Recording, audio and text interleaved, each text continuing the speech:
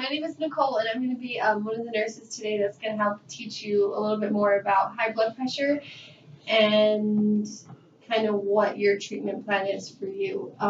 But first, we're going to start off with how you like to learn best, and if you have any preferences, like culturally or spiritually, that you would like me to know about, okay?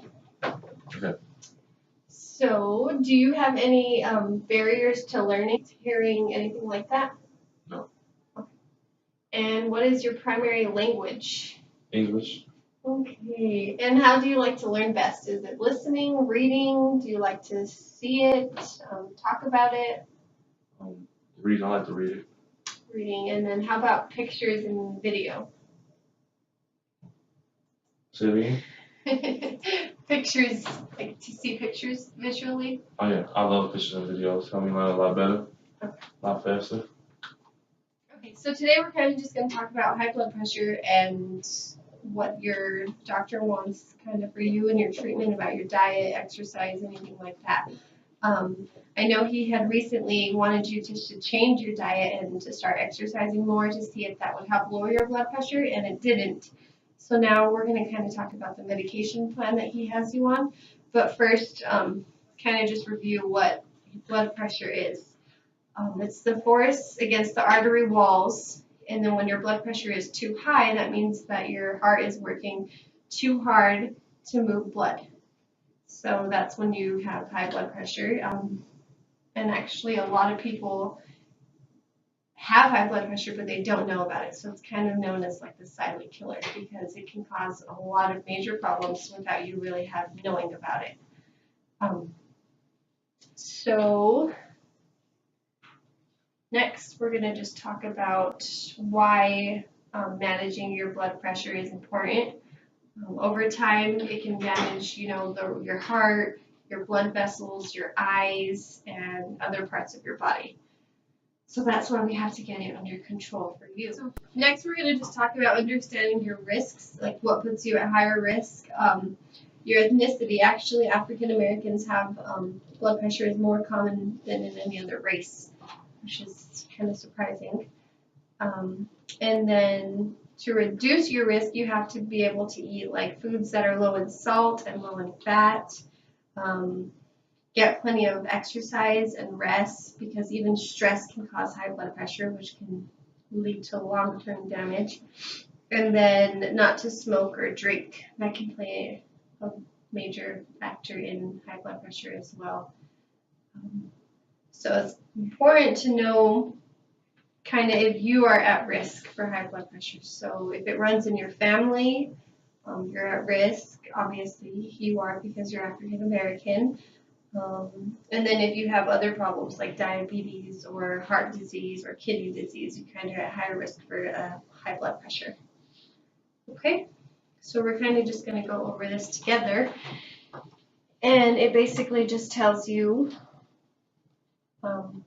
what you should do and what you should eat to help kind of change that. I know your doctor prescribed you a medication, which we'll talk about that next, and how important it is for you to take it at the same time every day. He prescribed you lisinopril, which is an ACE inhibitor, kind of one of the first medications that we use to help lower your blood pressure. So with that, we kind of want you to make sure that you're taking it at the same time every morning. He did prescribe 10 milligrams.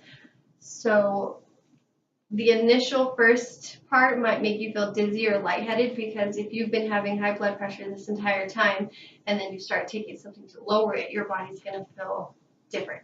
So if you're feeling extremely dizzy or lightheaded, you'll have to call us back, your doctor, and be like, hey, this is what's going on, because we might need to lower the dose, because it might be dropping your blood pressure too much, and that can be bad. Lisinopril also can cause a cough. A lot of people just say that they cough, and it can go away, or sometimes it just kind of comes and goes. And then it can lead to hyperkalemia, which is high potassium. So we kind of have to monitor your potassium levels too, because if your potassium is too high or too low, that can cause other cardiac problems with your heart. Okay, so to kind of wrap things up, we're going to help you make sure you know what to do with your diet, to not eat the foods that are high in salt, the low fattening foods, and then make sure that you're taking your medication as prescribed. Don't ever stop taking the medication just by yourself because it can make you feel even worse or make your blood pressure go back up. So I've actually printed these out for you. It just says managing high blood pressure. It gives you kind of what it is, what it's about, tips for maintaining a healthy weight, getting started, and then this one here kind of just says the same thing. If you leave your blood pressure, which you're not, it can eventually lead to a heart attack or stroke. So it kind of just gives you some more information about it too. The numbers, we do kind of want to keep making sure that we check your blood pressure to make sure you're kind of in the range that we want. You've been over 140 over 90, so we kind of want you a little bit lower than that. Normal is 120 over 80, so that's kind of what our goal is. It's a process, so it's not going to just happen overnight. So as long as you're taking your medication and you're wanting to change your diet and your exercise and kind of be healthier, then it'll eventually just kind of help to stabilize your blood pressure. So these are yours. And do you have any questions, or is there anything that I didn't cover that you would like to know more about, or anything like that? No, I just want to thank you for coming here. I got a better understanding about how blood pressure works and how to control blood pressure, like with my diet and things like that. So I think I can get this under control. Okay.